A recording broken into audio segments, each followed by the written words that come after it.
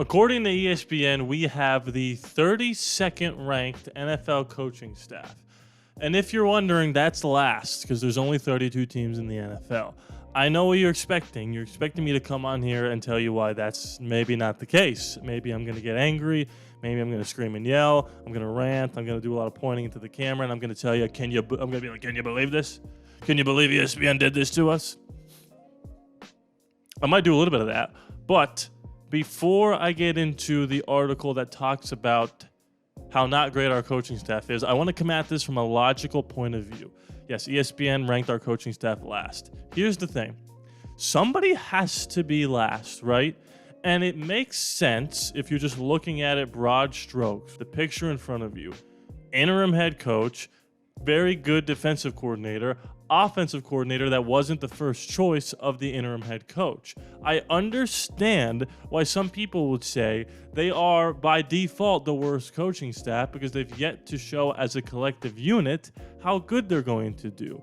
However, we did see Antonio Pierce take over an absolute shit show circus last year and turn it into a team that was without question 10 times improved from where they were with Josh McDaniels. They went 5-4 in his tenure. He won games with a rookie fourth-round quarterback and an interim play caller. And there's no doubt about it that the players were pulling a Rudy if they didn't sign Antonio Pierce to a long-term extension to be the full-time head coach. Max Crosby, Devontae Adams, all the captains on the team would have handed their jerseys in if this guy wasn't hired. And maybe that had to do with how Rich Bisaccia was handled, right? But there's no doubt about it that our best players who happen to be all pros, otherworldly athletes, best players at their position in the National Football League, went to bat for Antonio Pierce. And there's also no denying that part of our worst coaching staff in the National Football League was getting head coaching interviews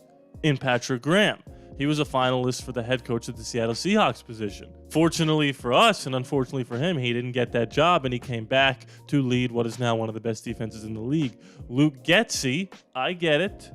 That's a questionable hire. He wasn't our first decision. But to sit here and say that we are without a doubt the worst team in the National Football League in terms of coaching staff, I don't buy it. And we're going to read a little article. It's on Raiders Beat. We're going to read what they talked about here. We're going to get into how they ranked us. But before we do that, we're trying to hit 10,000 subscribers before the new league year. Hit that sub button. About 70% of the people who watch these videos are not subscribed. If you're a lurker, hit that sub button. Join the gang. Let's get it. The article starts by saying Max Crosby talked about the doubters this week and said he and his teammates love hearing the beep when people talk trash about the Raiders. Going back long before Crosby with this team, the Raiders have always been a lightning rod for criticism. And this week, an ESPN report gave Crosby a little more of what he likes. ESPN's Ben Slowak wrote a column on Thursday ranking the NFL coaching staff. And not surprisingly, he ranked the Raiders as worst in the league. And this was Slowak's explanation. I want to be very clear. I like Patrick Graham. Check my Patrick Graham receipts. I'm in on Graham. Okay. But some team has to be 32 out of 32. See, this is what I've been saying. It's almost like by default, we're going to just pick the interim and the offensive coordinator who just got fired. And again, that makes sense. I totally understand it. And he said, even if there's reason for optimism, that unfortunate title falls on the Raiders. I'm always suspicious of an interim to head coach promotion. The best success story from an interim promotion in the last 20 years is former Cowboys coach Jason Garrett. Do you really want to be angling for a Jason Garrett arc? And he goes on to say, and before you look at Pierce's profile 5 years ago, Pierce was a linebackers coach at Arizona State. I don't mind a fast riser and all, but I do think NFL experience, just spending time on a lot of staffs with a lot of players, gives coaches the long view and steady hand necessary to run a franchise. It's not that being a long-tenured NFL coach makes you good. It's that even the naturally good coaches need to learn lessons from experience over time. Pierce has yet to accrue those at the mast. Gotta be honest, this guy makes great points. The only pushback I would say to that is yes, he does not yet have the experience to be in situations where he's got to think on his feet, make decisions, adjustments on the fly, long-term head coaching experience. But you know what he did that not a lot of interims did?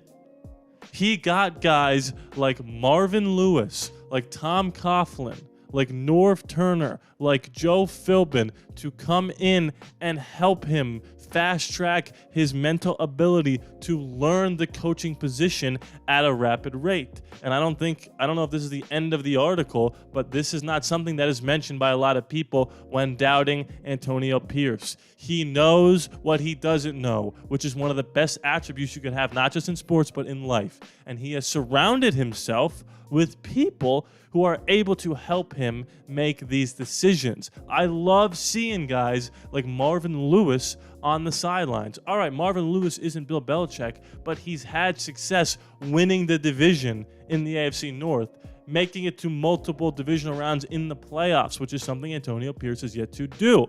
And surrounding yourself with guys like that is a good thing. He goes on to say the Raiders were plucky under Pierce last year. They went 5-4 after he took over, but the interim often enjoys an unsustainable emotional boost. It's fun playing for a beloved positional coach or coordinator for a few weeks after the former, often disliked head coach is ousted. But that buff is only temporary, and Pierce is well beyond it now. He goes on to say, they tried to give Pierce some handrails on his towering ascent, hiring Marvin Lewis as an assistant head coach, but the inexperience at offensive coordinator Luke Getsy worries him. If Pierce can ride the ups and downs and grow in the job, I can see him being a good head coach in a few years, a CEO with a strong culture like Campbell or Tomlin. And that's a rosy, distant future. My expectations for this season are low. Okay. Again, I stand corrected. He did mention Marvin Lewis, but then he countered it with Luke Getsy. And again, I do think sneaky Luke Getsy could be the key to this whole season. From what I saw in the preseason out of Luke Getsy, I liked it. And from what I'm hearing from Raiders reporters in camp, is that the offense is complex, it's creative, it knows how to use our talent very, very well. I didn't like Josh McDaniels' offense. And it was pretty good the year, we went 6-11. Our offense was good. Our defense was not good. I didn't like that he took pieces that we had and tried to mold them into what he wanted.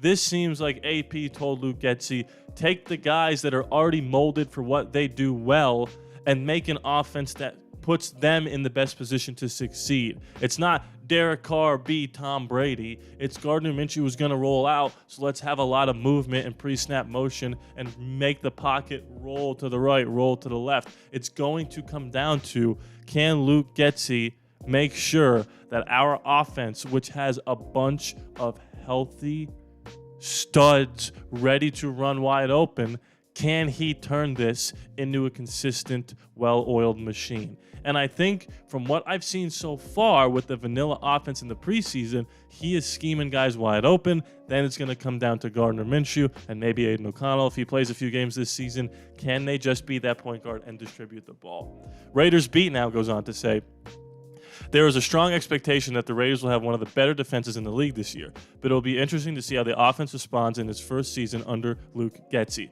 There is hope within the organization that Aiden O'Connell would seize the starting job, but the preseason played out in a way that made the decision very difficult for Pierce and Telesco. Minshew ended up being named the starter, and it would appear from the outside that he essentially was backed into the job. Nevertheless, Pierce gave Minshew a strong endorsement when he announced the decision, and it will be interesting to see how the offense responds to one of the most unique quarterback situations in the league. With so many questions around the offensive line, some suggest Minshew might have gotten the job because of his ability to improvise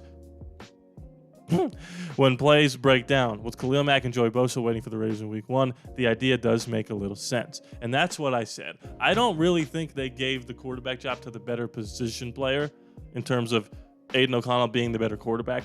I think it did come down to we play 3 great defensive lines in the first 4 weeks, and if our offensive line isn't 100% healthy, even if Colt Miller and JPJ are playing, they haven't gotten a lot of live game reps in the offseason. We're going to need somebody who can scramble and roll out of the pocket because we can't go with Aiden O'Connell getting hit and fumbling or not being able to step up into the pocket or roll out to the right or left because he has limitations mobility-wise. If Gardner Minshew can survive, roll out of the pocket, if we go 2-2 or better, I think he stays as the quarterback. If we are 1-3 or better, I think the switch is made to Aiden. I don't think we have the worst coaching staff in the league. It's not top 10. It's not top 15. It might not even be top 20. AP and Graham and Getsy together have to prove that they could hold the fort down. I'm not going to just crown these guys. I do think they're going to work, but only time will tell. And we also have to understand that it takes a while for a new offense to come together. If it doesn't look great the first few weeks, we have to see how it gets better throughout the season. Our defense did not start out playing amazing last year in the beginning. It wasn't until right before Antonio Pierce took over that this defense started to look legitimate. So we have to wait and see how the offense molds and meshes together with all these new weapons, and we are going to prove this guy wrong if we are able to do that. But for right now, I think this ESPN article actually made some good points, and we'll have to wait and see exactly how AP and the gang can respond to all the doubters. Thank you so much for watching this video. Join that Discord. It is free. We're at 50 members. We're talking in there all the time. There was a Raider game today. Not really excited about it, but I will be tuning in. We will be talking during that. Join the Patreon, patreon.com/ALLaBordeRaiders. There is a $5 tier and a $10 tier. That's it. At $5, you get your name at the end of the credits. You get exclusive content that is not posted on YouTube, and you get videos days in advance. The $10 tier gets all of those $5 tier benefits, plus a monthly YouTube advisory program from me where I help you make your own channel and ad-free versions of all our videos. Please be sure to subscribe. It is free after no charge to you. I love you guys, and I'll see you next time.